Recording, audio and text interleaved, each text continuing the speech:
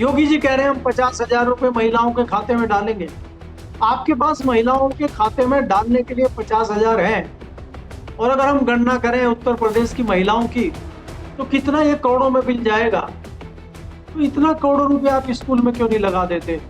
वो भी तो उन्हीं महिलाओं की बच्चियां पढ़ रही हैं वहां, वो भी तो उन्हीं महिलाओं के बच्चे हैं, लेकिन आप स्कूलों में नहीं लगाएंगे और आप उनके खाते में सीधा पैसा डालेंगे, यानी कि वोट लेने के लिए आप उनको रिश्वत देंगे, स्कूल में नहीं लगाएंगे। क्योंकि स्कूलों में तो अगर आप पैसा लगाएंगे तो वहां बच्चे शिक्षित होंगे, और शिक्षित होंगे वो आपसे सवाल पूछेंगे, और सवाल से तो आप डरते हैं, तो इसलिए आप नहीं चाहते कि वो शिक्षित हों और वो आपसे सवाल पूछे। नमस्कार दोस्तों, कैसे हैं आप लोग। उम्मीद है आप सभी अच्छे होंगे। मंत्री जी खुलेआम झूठ बोल रहे हैं और राहुल गांधी ने उनके झूठ को पकड़ लिया है और मंत्री जी की थू-थू हर तरफ हो रही है। वो तस्वीरें दिखाई जा रही हैं 20 तारीख की, 20 जुलाई की, जिस दिन संसद कूच कर रहे थे छात्र। शिक्षा मंत्री का इस्तीफा ही तो मांगा था उन्होंने, और क्या मांगा था? जवाबदेही मांगी थी, लेकिन उसके बदले में उन्हें मिला क्या? पैलेट गन से वार किया गया। जिन डंडों पर कीलें लगी हुई थी उसका इस्तेमाल किया गया। जो महिलाएं थी, जो लड़कियां थी, जो हमारे देश का गौरव है, उनके डंडा घुसाया जा रहा था। तो क्या कुछ किया गया पुलिस की तरफ से, सबने देखा। लेकिन मंत्री जी कह रहे हैं कि दिल्ली पुलिस की तारीफ होनी चाहिए। अगर दिल्ली पुलिस की तारीफ ही होनी चाहिए थी तो फिर सदन में आकर गृह मंत्री अमित शाह ने तारीफ क्यों नहीं की? क्योंकि दिल्ली पुलिस के बॉस तो वही है, और प्रधानमंत्री नरेंद्र मोदी वो भी आकर जवाब दे सकते थे कि भाई कुछ नहीं हुआ, सब बदनाम करने की कोशिश कर रहे हैं, कहां है सबूत। मतलब ये बात तो कह सकते थे ना दोनों नेता, नहीं कहा। मंत्री जी एनआई के इंटरव्यू में ये बात कह रहे हैं, कहां चली गन, किसने चलाई गन, कोई मरा तो नहीं। अगर मर जाता तो मंत्री जी आपके दिल को चैन आता, तब आपको लगता कि हाँ दिल्ली पुलिस तारीफ के काबिल नहीं है, उसको क्रिटिसाइज किया जाना चाहिए। इसको लेकर बात करेंगे। केपी मलिक जी विश्व पत्रकार हमारे साथ जुड़े। सर बहुत बहुत स्वागत है आपका। बहुत बहुत धन्यवाद हिमांशु जी, आपका भी, हमारे दर्शकों का भी बहुत बहुत धन्यवाद, आभार। आप 2 दिन से गायब थे, सर कहीं लग रहा है ससुराल पहुंच गए थे। ये तीज बीज पे तो नहीं आमंत्रित कर दिया था आपको? जी। नहीं सर, मैं यहीं पे हूँ और स्वस्थ हूँ, और देर आए दुरुस्त आए वाली बात है। लेकिन मंत्री जी दुरुस्त नहीं आ पा रहे हैं। मोदी सरकार में जो है, किरण रिजिजू जी कह रहे हैं कि कोई गन नहीं चली, कुछ नहीं हुआ, कोई मरा क्या? मतलब मर जाता कोई छात्र, अगर कुछ ऐसा एक्सीडेंट हो जाता तभी ये सरकार मानती, तभी सीरियस होती। ये तो कह रहे हैं दिल्ली पुलिस की तारीफ करनी चाहिए। सर आपको लगता है दिल्ली पुलिस ने तारीफ करने वाला कोई काम किया है? जो बच्चियां थी उनके डंडे घुसेड़ रहे थे, जो निहत्थे बच्चे थे उन पर लाठियां बर्बरता से भांज रहे थे, क्या ये तारीफ करने लायक है? और अगर दिल्ली पुलिस ने कुछ नहीं किया तो अमित शाह जी को संसद में आके बोलना चाहिए था। ये एनआई का इंटरव्यू चल रहा है और किरण रिजिजू ये बात कर रहे हैं कि कहां क्या हुआ। एंकर पूछ रहा है कि भाई गन तो चली ना, तो कह रहे कहां चली? गन चली ही नहीं सर इन लोगों के अकॉर्डिंग। देखिए हिमांशु जी, इसमें 2-3 बातें हैं। अगर आप दिल्ली पुलिस की तारीफ करने की बात करते हैं, तो दिल्ली पुलिस की तारीफ बाद में करनी चाहिए। पहले दिल्ली पुलिस के जो बॉस हैं उनकी तारीफ करनी चाहिए। तो करो उनकी तारीफ, कौन कौन रोक रहा है? करो, उनकी तो करनी नहीं तारीफ। दूसरी बात ये है, ये मंत्री जी निजी तौर पे बहुत ही अच्छे व्यक्ति हैं, सज्जन पुरुष हैं, लेकिन ये चक्रव्यूह में फंसे हुए हैं।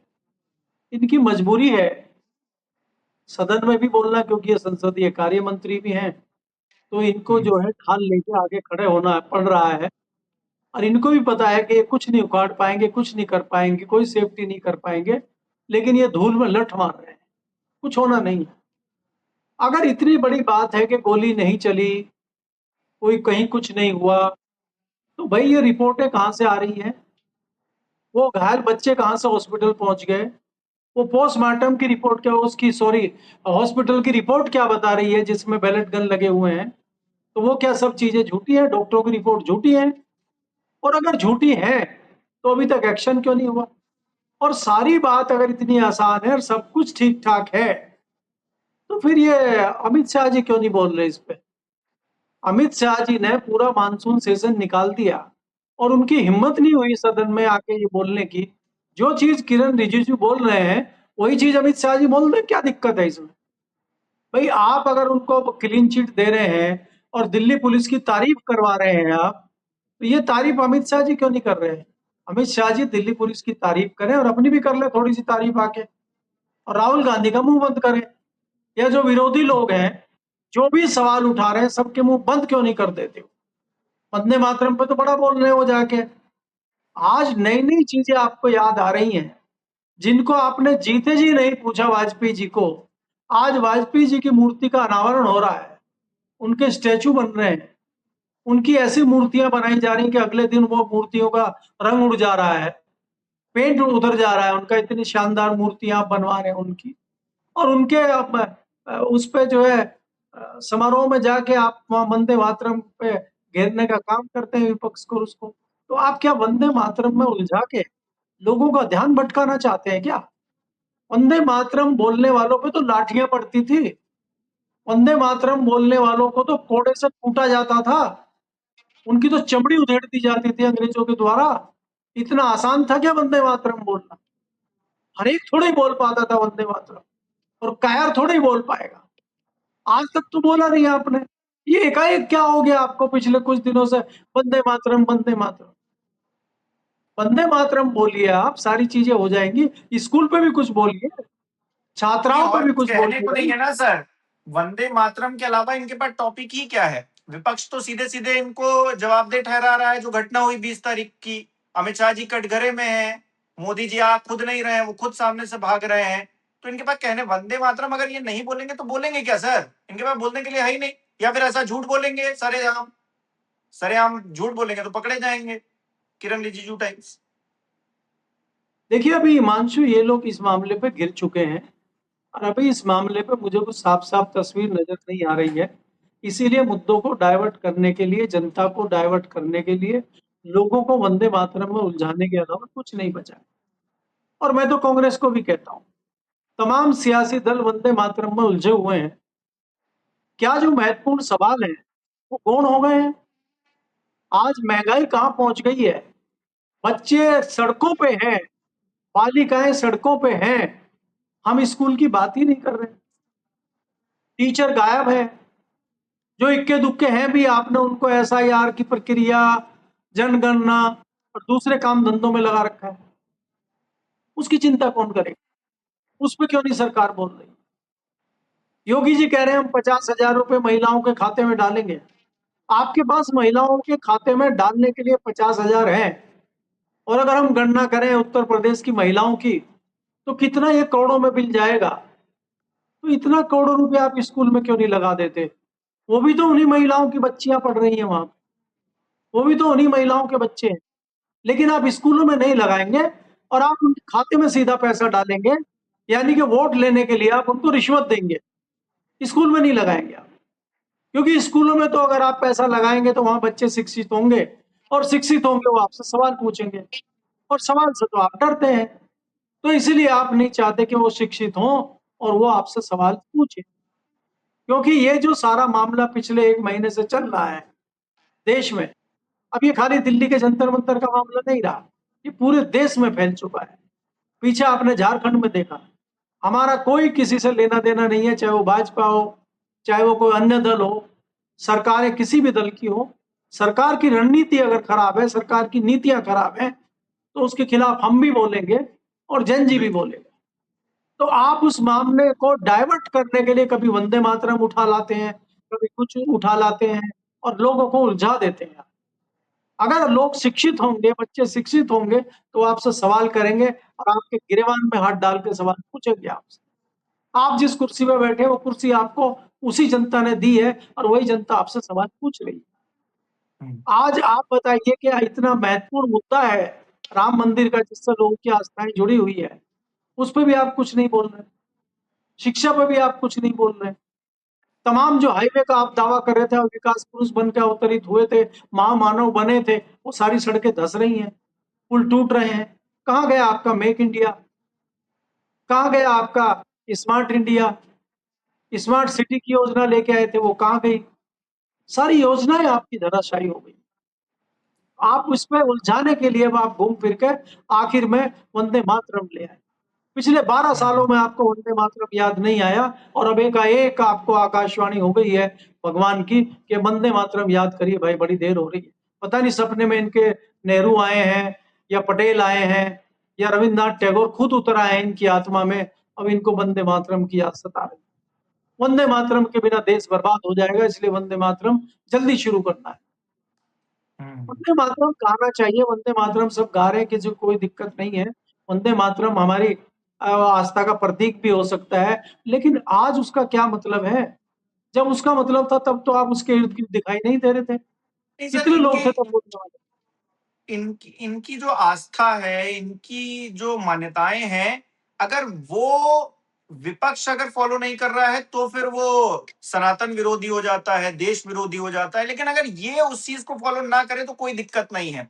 मतलब नॉर्थ ईस्ट में अगर गाय खाई जा रही है, इन्हीं के बीजेपी के नेता ही कह रहे हैं कैमरे पर खुलकर कि हम खाते हैं, हमको अच्छा लगता है, जो भी जिस तरह से भी वो अपनी बात को रखते हैं, तो इनको कोई दिक्कत नहीं है।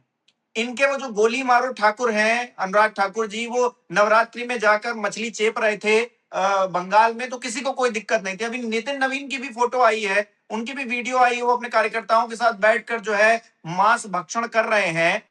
मतलब अभी तो सावन चल रहा है, ये कैसे कर पा रहे हैं बीजेपी के लोग? लेकिन यही विपक्ष करता तो वो सनातन विरोधी हो जाता, वो हिंदू विरोधी हो जाता, वो देवता विरोधी हो जाता। लेकिन चंपत राय जी कोई विरोधी नहीं है, चंपत राय जी निष्कलंक हैं, उनके रहते हुए चोरी हो गई है। मतलब सर हंसी आती है, मतलब इस पे हंसा ही जा सकता है। मंत्री झूठ बोल रहे हैं, गृह मंत्री और प्रधानमंत्री संसद नहीं आना चाहते हैं, इनके जो धर्म के जो सब ठेकेदार हैं वो कहीं ना कहीं चोर साबित हो रहे हैं, लेकिन उनको भी निष्कलंक बता देते हैं। तो मतलब हंसी आ रही है इन सब चीजों को, इन परिस्थितियों को देखकर। देखिए हिमांशु, अगर आप देखें जिस प्रकार से हमारी संस्थाएं हैं, चाहे वो सुप्रीम कोर्ट हो, चाहे वो चुनाव आयोग हो, चाहे वो ईडी सीबीआई हो, कुछ भी हो, आजकल संस्थाओं के ऊपर भी बहुत सारे क्वेश्चन मार्क लग रहे हैं। ये तो बड़ी संस्था है। अब छोटी मोटी एसआईटी आप बना के, इस क्या एसआईटी का कोई मतलब है? आप ही मुंसिफ हैं, आप ही डकैत हैं, आप ही दरोगा हैं, आप ही थाना है, आप ही कचहरी हैं, आप ही जज हैं, आप ही फैसला दे रहे हैं, आप ही चोर हैं। क्या रिजल्ट आएगा? सुप्रीम कोर्ट कह रहा है कि आप अपनी रिपोर्ट जो है पेश कीजिए और दूध का दूध पानी का पानी कीजिए। और ये दूध का दूध पानी का पानी बाबा ने जो एसआईटी बनाई थी कर दिया, और चंपत राय भी भरी और अनिल मिश्रा भी भरी। तो भाई ये डकैती कौन कर रहा था फिर? हम लोग तो इसको चढ़ावा चंदा चोरी बोल रहे थे, और आप ही के नपेंद्र मिश्रा जी कह रहे थे नहीं नहीं चोरी नहीं है, डकैती है। तो ये इतनी बड़ी डकैती हो रही थी, हर चीज में नाम चंपत राय का आ रहा था, हर चीज में नाम अनिल मिश्रा का आ रहा था। जब वही बाइज्जत बरी हो गए तो फिर सजा किसको देंगे? सजा क्या भगवान राम को देंगे क्या? कहीं ऐसा तो नहीं उन्होंने अपने घर में चोरी कर ली हो? क्योंकि चंपत राय तो कर नहीं सकते, वो भी अवतार है, अब तो उनको भी अवतार में गिनना पड़ेगा। तो ये जो देश के हो साथ आप सकता है मजाक कर रहे हैं। प्रभु श्री राम बाल अवतार में है वहां पर, तो हो सकता है मक्खन खाने के लिए, माखन खाने के लिए, हो सकता है भगवान ने ही चोरी कर ली हो। कल को ये कहें अगर ये लोग, तो हैरानी नहीं होगी। सर आपने बहुत अच्छी बात कही है।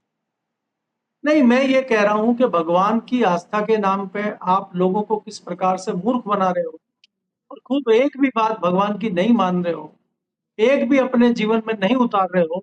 आपने मार्केटिंग कर रखी है भगवान की, भगवान के नाम पे आप वोटों की लूट कर रहे हो, भगवान के नाम पे आप पैसे की लूट कर रहे हो, भगवान के नाम पे आप चढ़ावे की लूट कर रहे हो। तो आप भगवान के नाम पे हर चीज की लूट कर रहे हो, और जब बाद में लूट की बात आती है किसने करी, वो तब भी आप बच जाते हो। तो उसका आरोप किस पे लगाए? वो भी भगवान को ले आओ आप बीच में, और क्या करेंगे आप? क्योंकि आपने जिस प्रकार से कलंक लगाया है लोगों की आस्था पे, और जिस प्रकार से आपने धर्म को और बाकी चीजों को बदनाम करने का काम किया है, ये दुर्भाग्य है देश का। ये कोई नई बात नहीं है आज। रामायण में भी आप अगर वो कांड देखेंगे, जब सीता जी का अपहरण होता है, तो रावण भी भगवा में धारण करके आता है।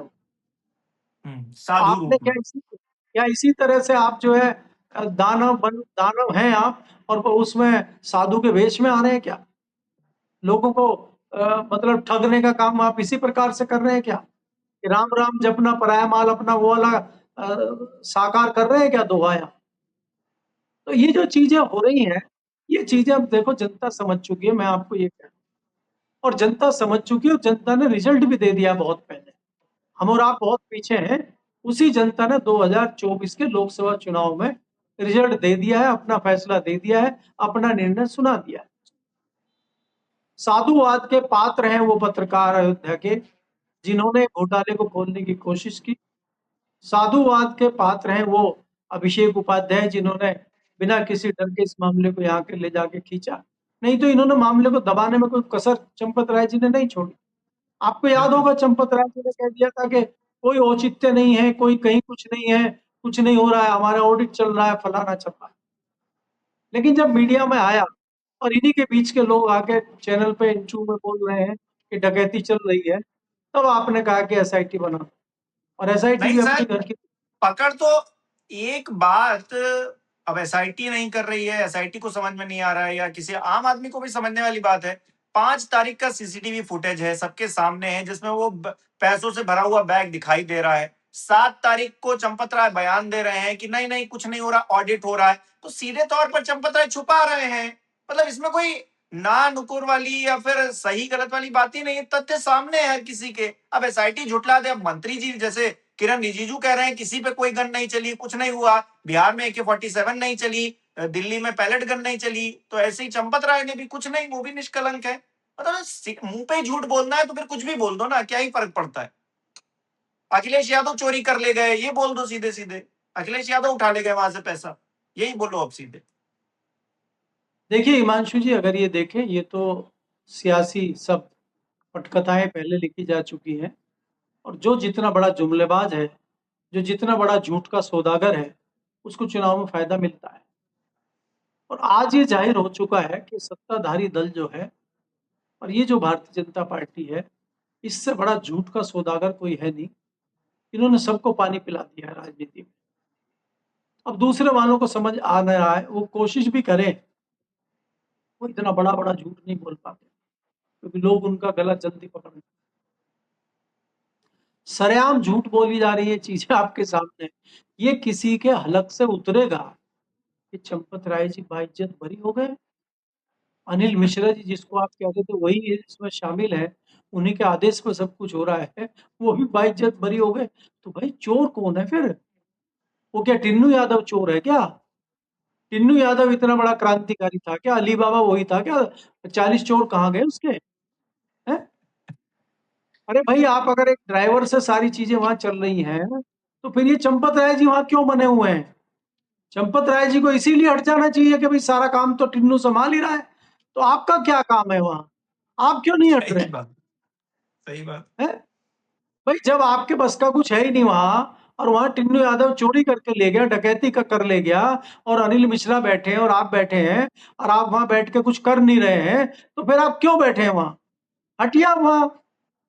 वहां किसी रिटायर्ड व्यक्ति को बिठाइए, किसी जज को बिठाइए, किसी मिलिट्री के किसी मजबूत आदमी को बिठाइए, जो लाठी गोली चलाना जानता हो, चोरी हो तो लाठी लेके पेल दे सबको। ऐसे किसी व्यक्ति को बिठाइए।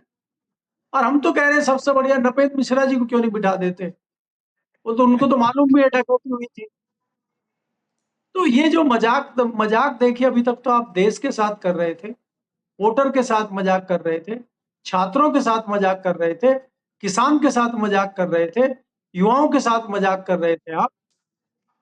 अब तो आप जो है आस्था जिनकी लोगों की भगवान में है, उन भक्तों की से भी आप जो है मजाक कर रहे हैं, और उनका मजाक उड़ा भी रहे हैं आप करके। अब आप साफ कह रहे हैं कि हमने कर ली चोरी, जिसको जो उखाड़ना उखाड़ दो, चले जाओ जिस कोर्ट में जाना हो। तो आप तो सीधे सीधे चुनौती दे रहे हैं। तो क्या करें? कैसे लड़े आपसे? तो लड़ने का हथियार वही है, 2024 में उन्होंने दिखाया, और वो 2027 में फिर दिखाएंगे आपको अपनी ताकत, जिनको आप चिढ़ाने का काम कर रहे हैं। जी। हम्म। सर, बचपन से हमें बताया गया है कि कलयुग जो है वो बड़ा विकट है। जैसे जैसे हम आगे बढ़ेंगे, जैसे जैसे चीजें आगे बढ़ेंगी, ये साल दर साल गुजरेंगे, वैसे पापियों की संख्या बढ़ जाएगी। तो पापियों की संख्या बढ़ रही है, ये दिखाई दे रहा है। और उन पापियों को जो फॉलो कर रहे हैं वो उससे भी बड़ा पाप कर रहे हैं, ये नजर आने लगा है। मतलब मैं अगर इस नजरिए से देखूं, धर्म के नजरिए से देखूं, सनातन की अगर बात करते हुए देखूं, तो ये नजर आता है मुझे। गलत तो नहीं हूं सर मैं? क्योंकि झूठ नहीं बोलना देखिए पाप है, ये हमको हिमांशु, सिखाया गया है। खुलेआम झूठ बोला जा रहा है तो फिर क्या करेंगे उसका? नहीं हिमांशु देखिए ये तो अब इस तरीके से इसको आप ले सकते हैं। ऐसा नहीं है कि पृथ्वी पे पापी नहीं थे, राक्षस नहीं थे। चाहे हमारा जो धर्म ग्रंथ है, चाहे वो रामायण हो, चाहे उसके बाद महाभारत हो, तमाम में चीजें आती हैं सामने के राक्षस थे। वो राक्षस कोई वो सींग वाले राक्षस नहीं थे, ऐसे ही राक्षस थे जैसे आज है। जो जो अनैतिक कार्य करते थे, झूठ बोलते थे, गलत कार्य करते थे, उन्हीं को राक्षसों की श्रेणी में रखा गया है।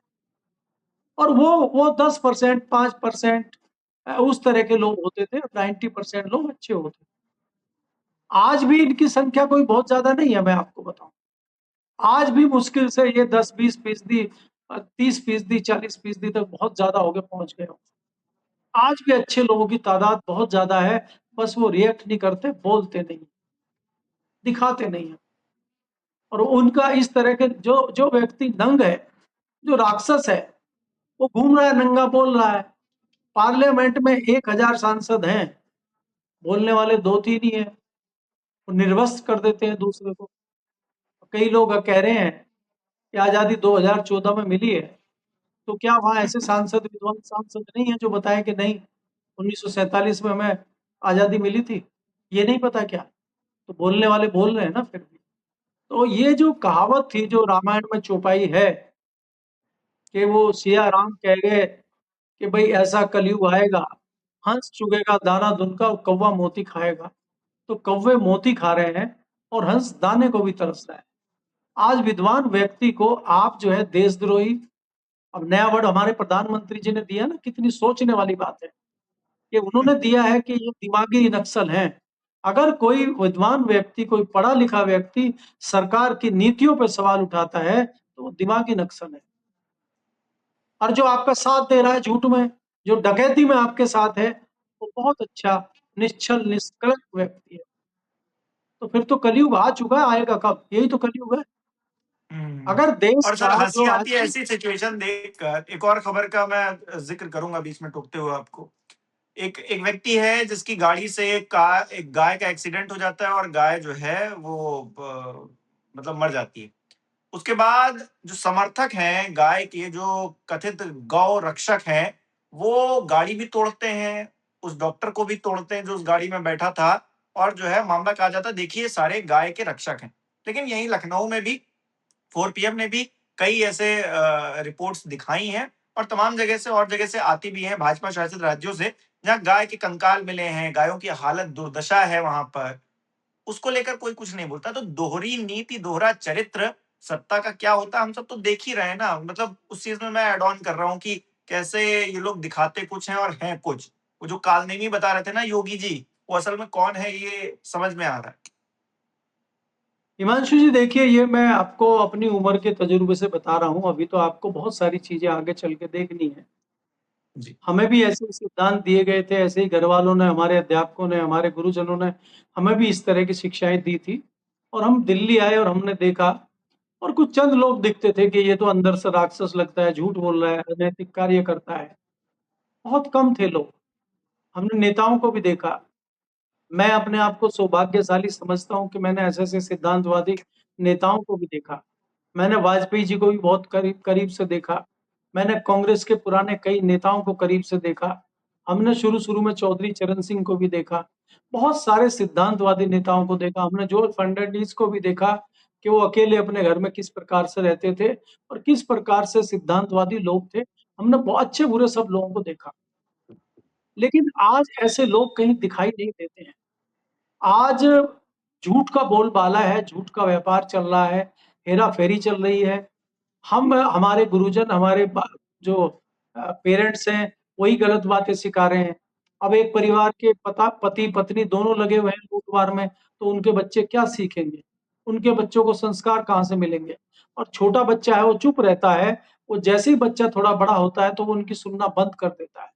और फिर जब उनको गुस्सा आता है, वो उसको डांटते हैं, तो वो उन्हीं की कमियां उनको बताने लगता है और इनको शर्मिंदा होना पड़ता है। और फिर ये बच्चे को नहीं रोक पाते। तो आपको अगर बच्चे को शिक्षित करना है, तो आपको उसके लिए दर्पण की तरह दिखना होगा और आप ही उसके आराध्य बनेंगे। और आप ही उसके लिए एक तस्वीर पेश करेंगे कि देखिए मेरे पिताजी कितने ये हैं। हमारे बच्चे जहाँ जाते हैं, उनको भी बाहर सुनना पड़ता है, लोगों से देखना पड़ता है, लेकिन उनको संतोष मिलता है जब वो हमारे बारे में सुनते हैं कि आपके पापा इस तरह के व्यक्ति हैं। अगर हम गंदे होंगे और हमारे बारे में लोग इस तरह की चर्चा कर रहे होंगे, तो बच्चों को बड़ा शर्मिंदा होना पड़ता है। तो आप अपने बच्चों को कहाँ ले जा रहे हैं, क्या बना रहे हैं, ये हमें डिसाइड करना होगा। तो ये जो लोग हैं, ये समझते नहीं है कि आने वाला समय किस प्रकार का होगा, आने वाली राजनीति किस प्रकार की होगी। क्या आप देख सकते हैं कि आने वाले 10 सालों में भारतीय जनता पार्टी का भविष्य क्या होगा? क्या आप देख सकते हैं जो नेता इस तरह का अनैतिक कार्य कर रहे हैं, मैं किसी पे पर्सनल टिप्पणी नहीं कर रहा हूँ, क्या वो अपने गिरेबान में झाँक के देख सकते हैं? आप अगर इस प्रकार से झूठ बोल रहे हैं और ये और बड़ी बात है कि पहले तो चीज़ें ये होती थी, कोई खबर आई, वो अखबार में छपी और अखबार बंद हो गया, रद्दी में चला गया या रिकॉर्ड में चला गया और आसानी से दिखता नहीं था। आज की डेट में तो आपके सारे क्रियाकलाप इंटरनेट पे उपलब्ध हैं, एक क्लिक के दूर हैं वो, पुरानी चीज़ें निकल आएँगी।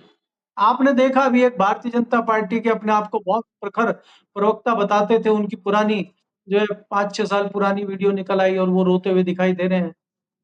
आपने अभी देखा कि अखिलेश यादव ने कहा कि एक चवन्नी थी और वो रुपया बन गई, तो वो उनका बयान आ गया, जयंत चौधरी का भी और बाकी वीडियो फुटेज और किसी ने फ़ोटो निकाल लिया जो है मुलायम सिंह यादव का, जब वो चरणों में बैठे हुए चौधरी चरण सिंह के। तो आज इंटरनेट का ज़माना है, ये चीज़ें छुपेंगी नहीं। तो व्यक्ति को कुछ भी बोलने से पहले, कुछ भी आचरण करने से पहले अपने गिरेबान में झाँकना चाहिए और ये सोचना चाहिए कि जो मैं आज कह रहा हूँ, कल यही चीज़ मेरे सामने आएगी, तो मैं क्या जवाब दूँगा? जी। बिल्कुल। बहुत-बहुत शुक्रिया सर बातचीत करने के लिए तमाम मुद्दों पर। हमारे दर्शक किस तरह से देख रहे हैं इन चीज़ों को कि खुलेआम झूठ बोला जा रहा है। मतलब जो चीज़ें हुई हैं आप उनको तो नहीं झुठला सकते। उस पर सफाई दी जा सकती है कि हाँ, चलिए ये सिचुएशन थी, वो सिचुएशन थी, इसलिए ऐसा हुआ। AK-47 क्यों निकल आई? हालाँकि इस मतलब क्या ही जवाब देंगे इसका? अगर जवाब देना होता तो गृह मंत्री जी सदन में आते ना। वो कहते कि हाँ, ऐसा हुआ ही नहीं है, कहाँ है तथ्य? तो राहुल गांधी तथ्य लेकर पहुँचते सामने। तो वो तो हिम्मत थी नहीं कि जवाब सवाल हो उस पर, इसीलिए तो सब शांत हो गए। और यहाँ मंत्री जी बैठकर एएनआई के इंटरव्यू में कह रहे हैं कि हाँ भाई, कोई गोली नहीं चली, कोई घायल नहीं हुआ, कोई मरा तो नहीं, इसलिए दिल्ली पुलिस की तारीफ करनी चाहिए। आपको लगता है दिल्ली पुलिस की तारीफ करनी चाहिए? और चंपत राय को जिस तरह से क्लीन चिट दी जा रही है, क्या वो उसके हकदार हैं भी? अपनी राय कमेंट बॉक्स में ज़रूर बताइएगा। इस वीडियो को लाइक करना, शेयर करना मत भूलिएगा। हमारे चैनल को सब्सक्राइब नहीं किया है तो वो भी ज़रूर कीजिएगा। बहुत-बहुत शुक्रिया।